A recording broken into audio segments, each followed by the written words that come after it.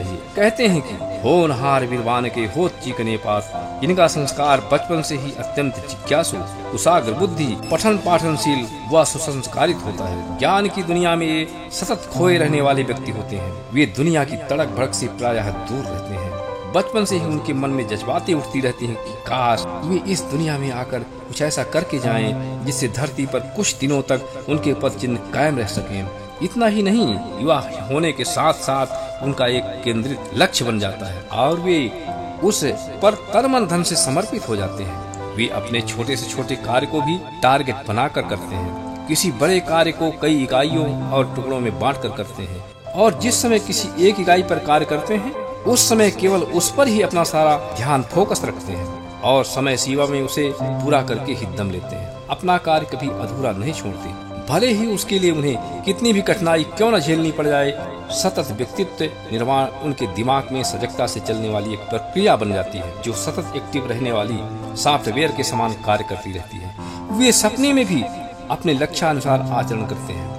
अगर उनका लक्ष्य एक IAS अधिकारी बनने का बन चुका है तो सोते जागते एक IAS का ही आचरण करते हैं। निगेटिव थिंकिंग और आचरण उन्हें सपने में भी नहीं छू पाती। उनके बात करने का, उनके लिखने पढ़ने का तरीका बहुत सलीकापूर्ण होता है।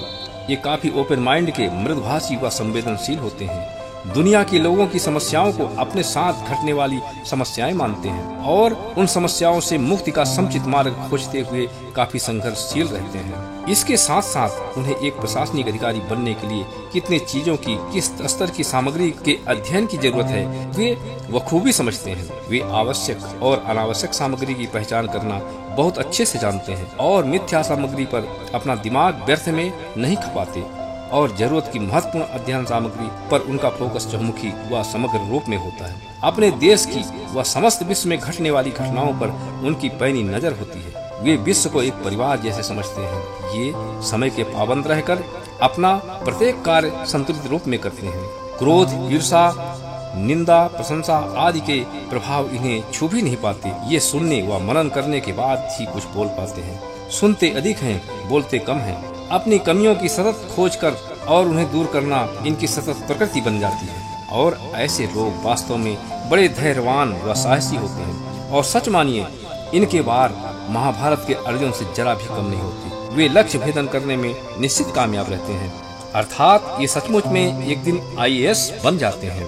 दोस्तों, इस दुनिया में प्रतिभा का कोई जवाब नहीं है। प्रतिभाओं का रास्ता रोकने वाली दुनिया की कोई चीज आज तक सामने दीवार या पहाड़ बनकर नहीं आ सकी है, न ही भविष्य में आने वाली है। हाँ, अधकचरे लोगों के सामने बाधाओं और कमियों के पहाड़ ही पहाड़ हैं, जिन्हें समझिए वे व्यक्ति के स्वजनित होते हैं। व्यक्ति अपने कर्मों के द्वारा अपने भाग्य का निर्माता स्वयं ही होता है। अब आप अपना मूल्यांकन स्वयं कर सकते हैं कि आप किस प्रकार के विद्यार्थी या प्रतियोगी हैं। यदि आप में IAS बनने के लिए उपरोक्त गुणों में से आधे भी गुण विद्यमान हैं, तो आप आधे अन्य गुणों को अपने सतत अभ्यास व दृढ़ संकल्प के माध्यम से विकसित कर सकते हैं और अपना सपना पूरा कर सकते हैं। अगर आप में ये गुण विद्यमान नहीं हैं, तो अच्छा हो कि आप अपना समय बर्बाद ना करें और अपनी स्तर की पहचान करके उसके अनुकूल रोजगार के अवसर प्राप्त कर जीवन बसर करने का प्रयास करें। एक और बात, अगर सुबह का भटका व्यक्ति शाम को भी घर लौट आए तो उसे भूला नहीं कहा जाता। कहने का तात्पर्य यह है कि आदत के बिगड़े इंसान भी अगर सच्ची आत्मा से अपनी भूलों को कबूल कर लेते हैं और दृढ़ संकल्प के साथ सुधार की प्रणाली लागू कर लेते हैं, वे सही रास्ते पर आ जाते हैं और लक्षित कार्य करने में सफल हो जाते हैं। अतः आप यदि इस किस्म के विद्यार्थी हैं तो भी निराश मत होइए।